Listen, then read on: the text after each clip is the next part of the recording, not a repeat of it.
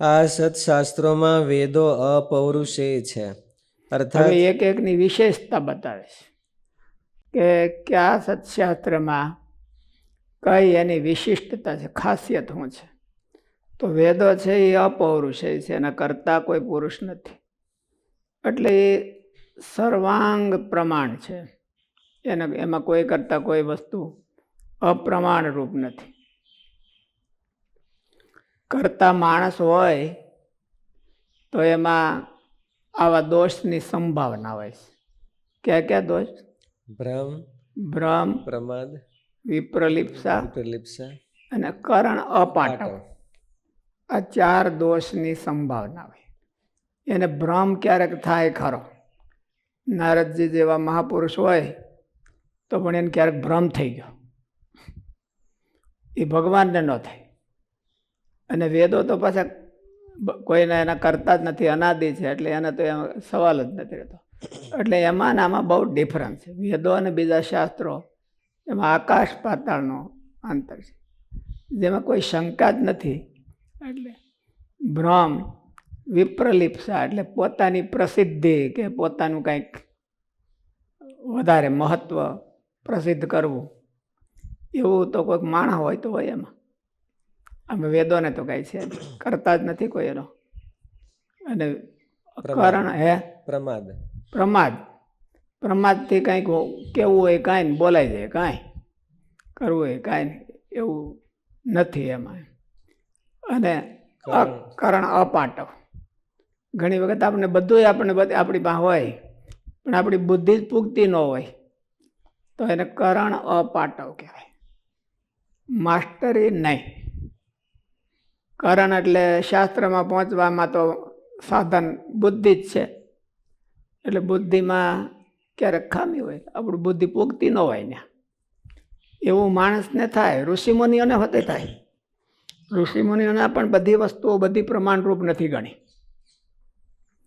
એટલે આ શાસ્ત્ર વેદમાં એ કોઈનું કંઈ ડાઉટ જ નથી. વેદ એટલે મોટે ભાગે ઉપનિષદો. ઉપનિષદોમાં કોઈને ડાઉટ નથી. ઉપનિષદો જ જાજો મોક્ષનો નિર્ણય આપે છે અને તત્વનો નિર્ણય આપે છે. પૂર્વ મીમાંસા છે એ એટલો બધો નિર્ણય નથી આપતો. વેદો છે એ અપૌરુષેય છે, એટલે કોઈ પુરુષે નથી બનાવ્યા એમ કે એમ ભગવાને નહીં.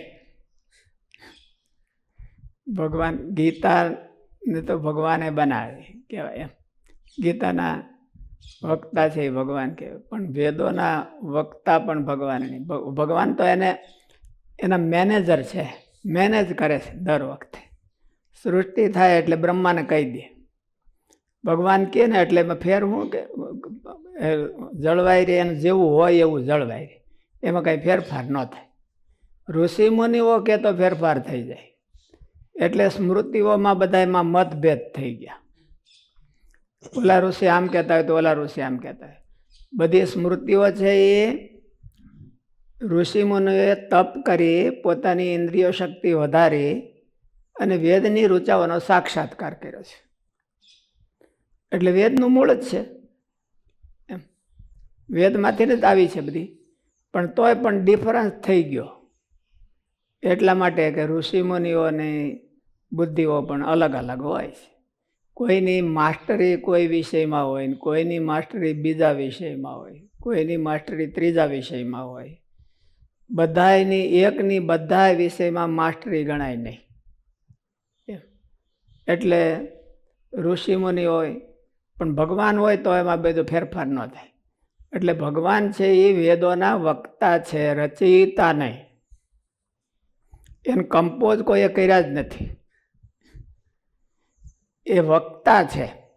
દર વખતે નવી સૃષ્ટિ થાય ત્યારે પોતે યથાપૂર્વમ ધાતા અકલ્પયત, આગળ હતા એવા વેદોને લઈને બ્રહ્માને આપી દે, જાઓ તમારે આ પ્રમાણે કરવાનું. એટલે બધી જ સૃષ્ટિઓ હરખી જ થાય છે. વેદનો નકશો એક જ છે, એટલે બધા બિલ્ડિંગ હરખા થાય. અને ભગવાન એના વક્તા છે. કમ્પોઝ કરનારા નહીં. આનું પૂર્વી રૂપ છે એટલે હે વેદો છે એ આનું પૂર્વી રૂપ છે એટલે આનું પૂર્વી એટલે એને દાખલા તરીકે એના એ શબ્દો હોય એને આડાવળા ગોઠવે. વેદોને અનાદિ ગણવામાં આવ્યા છે. એ કઈ રીતે અનાદિ ગણવામાં આવ્યા છે? તો વેદોના જે લેટર છે, આલ્ફાબેટ છે, એ તો અનાદિ ન થઈ શકે. કારણ કે સૃષ્ટિ જ્યારે પ્રલય થઈ જાય તો બધું નાશ થઈ જાય. એટલે ભગવાન આનું પૂર્વી એની રાખીશ. આનું પૂર્વી એટલે એમ કે ભાઈ દાખલા તરીકે સ્વામિનારાયણ મંત્ર છે, તો સ્વામિનારાયણ મંત્રમાં લેટર ક્યાં ક્યાં આવે છે?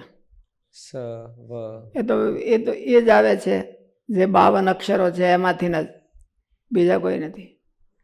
પણ સ્વામિનારાયણ ભગવાને એ લેટરને આનું પૂર્વી ગોઠવી કે પહેલાં સ્વા, પછી મી, પછી નારાયણ, એ આનું પૂર્વી ગોઠવી. એ આનું પૂર્વી છે એ સનાતન છે. એમાં કોઈ આગળ પાછળ ન કરે. મીને અહીંથી લઈને અહીં ન કરીએ કે રસ્વનો દીર્ઘ ન કરીએ કે દીર્ઘનો રસ્વ ન કરીએ કે એવું. એને આનું પૂર્વી કહેવાય. અને એ આનું પૂર્વી ભગવાન વડે જળવાઈ રહી છે. એવી આનું પૂર્વી નહીં તો આ કાવ્યો છે કે બીજા છે એની વિશેષતા આનું પૂર્વી છે. અને એવી આનું પૂર્વી કોઈ ગોઠવી ન શકે. સ્વામિનારાયણ ભગવાને આ મંત્ર ગોઠવો, સ્વામિનારાયણ, એવો બીજા કોઈ ગોઠવી ન શકે. આનું પૂર્વી બીજો કોઈ ન ગોઠવી શકે. માણસ હોય તો એટલી આનું પૂર્વી, એટલે આ સનાતન છે ભગવાન આનું પૂર્વી. એની આનું પૂર્વી સનાતન છે. લેટર સનાતન નથી. એ બહુ થોડું ઊંડું છે પણ બધાને સમજાય ને એવું છે. પણ એમાં એની મહત્તા છે.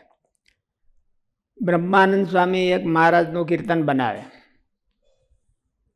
અને આધુનિક છે. પ્રેમાનંદ સ્વામી એક મહારાજનું કીર્તન બનાવે અને આધુનિક કવિઓ જોડકણાકાર કહેવાય આપણે એને. આ અક્ષરથી હાઈ લઈને આવે પછી ત્યાં ફીટ નો બેઠો તેને કાઢીને બીજો અક્ષર મૂકે. એ બધા ગોઠવા હોય એ બધા એ 12 અક્ષરીમાંથી લઈને ગોઠવા છે. પ્રેમાનંદ સ્વામી અને બ્રહ્માનંદ સ્વામીએ પણ 12 અક્ષરીમાંથી લઈને ગોઠવા છે. અને આધુનિક જોડકણાકાર છે એ પણ 12 અક્ષરીમાંથી ગોઠવે છે. તો એ બધા હરખા હોય? તો એ બધા હરખા ન હોય. મહારાજે વચનામૃત કીધા અને બીજા એના કરતા પણ હારા એમ કે ફિલોસોફીના સ્ટેટમેન્ટ વાપરે. પણ આનું પૂર્વી શ્રીજી મહારાજે ગોઠવેલી કહેવાય. અને આનું પૂર્વી કહેવાય. અત્યારની ભાષામાં કંપોઝ કહેવાય. અને આનું પૂર્વી કહેવાય. ક્રમ, અક્ષરોનો ક્રમ. અને એ કોણે ગોઠવો છે? એમાં શ્રેષ્ઠમાં શ્રેષ્ઠ કોનો ક્રમ કહેવાય? તો શ્રેષ્ઠમાં શ્રેષ્ઠ જ્યાં સુધી એના કોઈ ગોઠવનારા માણસ હોય તો એમાં ખામીની શક્યતા છે. ભગવાન હોય તો ખામીની શક્યતા નથી. એના કરતાંય ભગવાને બનાવ્યા હોય તો એ ઘસાય ક્યારેક જાય. આવા લેટર ને એવું બધું તો ઘસાઈ જાય. પણ આનું પૂર્વી ભગવાને અનાદિની ગોઠવી છે. ભગવાનના સંકલ્પથી કયો કે જે કયો એ ભગવાને અનાદિ છે, વેદો અનાદિ છે. એટલે આનું પૂર્વી ભગવાને ગોઠવી છે. અને આનું પૂર્વીનું મહત્વ છે. બ્રહ્માનંદ સ્વામીના કીર્તનનું અને બીજાના કીર્તનનું મહત્વ છે. બ્રહ્માનંદ સ્વામીને એ આનું પૂર્વી સાક્ષાત્કાર થયો હોય. ભગવાનને પ્રેમાનંદ સ્વામીએ કીર્તન બનાવ્યું હોય કે લાગે તો રે ને એના મોસે સાવરા ગુમાને. તો એ પ્રેમાનંદ સ્વામી લખવા બેઠા હોય અને 12 અક્ષરી તૈયાર કરીને કે ક્યાં કયો શબ્દ કયો હારો હારે એ ડિક્શનરીમાંથી કે કોષમાંથી નથી શબ્દો કાઢ્યા. એ આનુપૂર્વી એને ભગવાન તરફથી પ્રાપ્ત થઈ છે કે આમ ચિંતન કરતા હોય ને ભગવાન એને સાક્ષાત્કાર થાય. વિશ્વામિત્ર ઋષિ છે એ ગાયત્રી મંત્રના ઓલા શું કહેવાય અધિષ્ઠાતા દેવ, હે અધિષ્ઠાતા નહીં, એના રચિત સાક્ષાત્કાર કરતા. ગાયત્રી મંત્ર તો વેદોનો છે. વેદોમાંથી પછી ઋષિમુનિઓ પોતાના બધા એના રિસીવર લગાવે અને એમાંથી સાક્ષાત્કાર કરે. ઋષિમુનિઓ બધા સાક્ષાત્કાર કરતા છે, રચયિતા નહીં. વેદો તો બહુ મોટા છે એટલે એમાંથી જે સત્ય, જે સારી હકીકત એને સાક્ષાત્કાર થઈ એટલે ઋષિમુનિએ લખી લીધા. મનુ ભગવાને લખી હોય મનુસ્મૃતિ કહેવાની, પરાશર ભગવાને લખી હોય પારાશર સ્મૃતિ કહેવાની, પણ એને સાક્ષાત્કાર થયો હોય. એમ પ્રેમાનંદ સ્વામીને એ ચિંતન કરતા હોય મહારાજનું, તો એને એકદમ ભક્તિ ઉભરી આવે અને એને સાક્ષાત્કાર થાય. મહારાજના નેત્રો કેવા છે, મહારાજની ચાલ કેવી છે, મહારાજના લટકા કેવા છે, અને એમાં હું આમ અભિવ્યક્ત થાય છે, એ એને સાક્ષાત્કાર થાય. એટલે એ સીધા સાક્ષાત્કારને નોંધી લે અને શબ્દો ગોઠવવા નથી પડ્યા. આનો હાલતો હોય તો બીજો મૂક્યું, આપણે કોઈને બતાવી પ્રૂફ કરો, આનો હાલતો હોય તો બીજો મૂકવું, એમ એવું નથી એમ. એટલે એમાં કોઈને એક અક્ષર કરવાનો ફેરફાર કરવાનો અધિકાર નથી. તો એને સાક્ષાત્કારને ડેમેજ કર્યો કહેવાય, અને એની આનુપૂર્વીને ડેમેજ કરી કહેવાય. એટલે એ બધા નંદ સંતોના કીર્તનો છે એ વેદ તુલ્ય ગણાય. એટલે એમાં કોઈ ફેરફાર ન કરવો જોઈએ. ખરેખર તો પ્રમાણિકપણે જો શ્રદ્ધા હોય ને આસ્તિકતા હોય તો એમાં ફેરફાર ન કરાય. પોતાને ફીટ ન બેઠું તો આ શબ્દ લઈને આ મૂક્યો ને આ શબ્દ લઈને આ મૂક્યો, એવું ન કરાય. પોતાને ફીટ ન બેહતું હોય તો એને ફીટ કેમ બેહારવું એ ગોતવાનું. એને ફીટ ન કરવા, આપણે ફીટ થવું, તો એની એના વિશે ભક્તિ કહેવાય અને એ બરાબર કહેવાય. એટલે વેદો છે એનું કોઈ ફીટ ન કરી શકે કે આ નથી હરખો બેહતો તો આ નથી આ હરખો. શંકરાચાર્યજી મહારાજે થોડુંક એવું કર્યું, આનું પૂર્વીમાં કંઈ ફેરફાર ન કર્યો, પણ એને ગૌણ ને મુખ્ય, એમ આ શ્રુતિ ગૌણ ને આ શ્રુતિ મુખ્ય, એવું એને એની ફિલોસોફીમાં કીધું. રામાનુજાચાર્ય કીધું કે આ ગૌણ ને આ મુખ્ય એ વેદોમાં કરવાનો અધિકાર કોને? નારાયણે નથી કર્યો, તમે કોણ? નારાયણે પોતે નથી કર્યો. યથાપૂર્વમ ધાતા કલ્પયત, જે પ્રમાણે આનું પૂર્વી ગોઠી છે બીજી સૃષ્ટિમાં એની, ત્રીજી સૃષ્ટિમાં એની. નારાયણે એનો એમાં ફેરફાર નથી કરી શકતા કે આ મુખ્ય ના ગૌણ, તો આપણે કોણ? એટલે વેદોમાં આપણે ફિટ થવાનું, આપણા માઇન્ડ અનુસાર વેદોને ફિટ નહીં કરવાના. વચનામૃતમાં વાક્યોમાં આપણે ફિટ થવાનું. વચનામૃતને બાંધી મારી તોડીને આમ કરીને આમ કરવું એવું આપણે ન કરાય. સ્વામિનારાયણના આશ્રિત હોય એને ઠીક ન કહેવાય. મહારાજના કાર્યમાં આપણે ફિટ થવાનું, મહારાજનું કાર્ય આપણને બરાબર ગળે ઉતારવાનું. મહારાજ હતા ત્યારે એને બરાબર આવડ્યું નહીં કે મહારાજ હતા ત્યારે એ બધા કરી નથી કે મૂંઝાતા હતા મહારાજ, અને વૈયા ગયા મૂંઝાતા ને હવે અમે કરીએ છીએ. એ દોઢ ડાયા કહેવાય. મહારાજે અખ્તર ડાયાનું વચનામૃત આખું લખ્યું છે. અખ્તર ડાયા, અખતરા કરે ડાયા, એમ એટલે અખતરા કરે. મહારાજ છે એ ને કરવું તો આવું કેવું અમે કરી છે ટાણી એવું, પણ મહારાજ કરી નહોતા એ કે એવું. મહારાજના આશ્રિતો હોય તો એ ઘણા કહેતા હોય એવું, તો એ અખ્તર ડાયા કહેવાય. મહારાજની માન્યતા, મહારાજની ક્રિયા, મહારાજે જે કર્યું હોય એમાં જે આપણે કાંઈ ફેરફાર કરવો એ અખ્તર ડાપણ કહેવાય. વેદોમાં ફેરફાર કરવો એ અખ્તર ડાપણ કહેવાય. નંદ સંતોના કીર્તનોમાં કે એમાં કાંઈ હળી કરવી એ અખ્તર ડાપણ. સ્વામીની વાતોમાં હળી કરવી એ અખ્તર ડાપણ જ કહેવાય. એને સાક્ષાત્કાર થયો છે ને એને લખ્યું છે. એને એ કાંઈ તમારા હાટું કમ્પોઝ કરવા બેઠા નથી. એને જે સાક્ષાત્કાર મહારાજનો થયો તો એ એને લખી નાખ્યું, બોલી નાખ્યું. એટલે પછી હામાં બેઠા તેને લખી નાખ્યું. એટલે એમાં આપણે હળી કરીએ તો એ આપણું અખ્તરડાપણ કહેવાય, એ ન કરાય એવું. એને કીધું છે એનો વિચાર કરવાનો કે આમાં કેમ આપણને ફીટ બેહે, કારણ કે એ આપણા કરતાં મોટા હતા, અને ફીટ કેમ બેહે એવો વિચાર કરવાનો. આપણે એમાં ફીટ બેહવાનું કે એને આપણા ફીટ બેહારવાનું. આપણું મગજ થોડું ઘણું આમ આગું પાછું રહેતું હોય તો એમાં ફીટ બેસાડવાનું, એવું કરવાનું. એટલે એને આનું પૂર્વી કહેવાય. આનું પૂર્વી બે પ્રકારે હોય છે. એક પોતાની બુદ્ધિની દાપણથી કરેલી આનું પૂર્વી હોય, અને એક સાક્ષાત્કારી પુરુષો હોય અને સાક્ષાત્કાર થયેલો હોય. તો મહારાજ આનંદ સંતો હતા એ મહારાજના સાક્ષાત્કારીઓ હતા.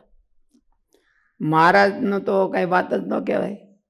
વચનામૃત લખ્યું એ મહારાજે પોતે લખ્યું છે, એટલે મહારાજનું કરેલું કમ્પોઝ છે, એટલે આનું પૂર્વી છે. એક શબ્દ લઈને આઈ મૂકે ને આઈ લઈને આઈ મૂકે એવું ન કરાય. એમાં કાંઈ ફેરફાર નહીં, એવું ને એવું રહેવા દેવું છે. એને ઘટાવવું કે એમ હવળું ડિવેલ્યુએશન કર્યા વિના, ઘણા એવું ઘટાવે તો પાછું ડિવેલ્યુએશન કરી નાખે કે આ એને આવડ્યું નહોતું, તમે કરીએ છીએ આ બરાબર છે. એટલે નિષ્કુળાનંદ સ્વામીનું ડિવેલ્યુએશન કર્યું કહેવાય. આપણે એમાં હળી કરીને ક્યાંક નવીન કરીએ, એનું ગૌરવ ન વધારીએ અને એની બ્રાન્ડ ન વધારીએ, અને એવો અર્થ આપણે ક્યાંક આપણી બુદ્ધિના ડાપણથી અક્ષર ડાપણથી કરીએ તો એનું ડિવેલ્યુએશન કર્યું. નિષ્કુળાનંદ કાવ્યમાં આપણે એમ ફેરફાર કરીએ કે ના અહીંયા તો આમ હોય ને અહીંયા આમ હોય.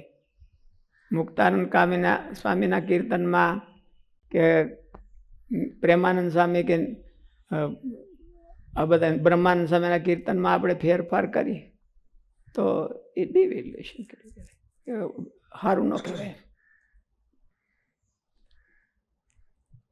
એટલે જ મહારાજની ધૂનમાં મી લાંબો ટૂંકો કરીએ તો સ્વામી બહુ શાસ્ત્રીજી મહારાજ બહુ ખીજાતા ને સ્વામિનારાયણ ધૂનમાં. હા, સ્વામી ધૂનમાં જરાય હાલવા ન દે. સ્વામી એમ કોઈક બોલે. એક વખત અમારે ભગતે અક્ષર ભગતે શરૂ કરી કે સ્વામી નારાયણ, ઓલા લેટિન વાળા બોલે ની ગોળે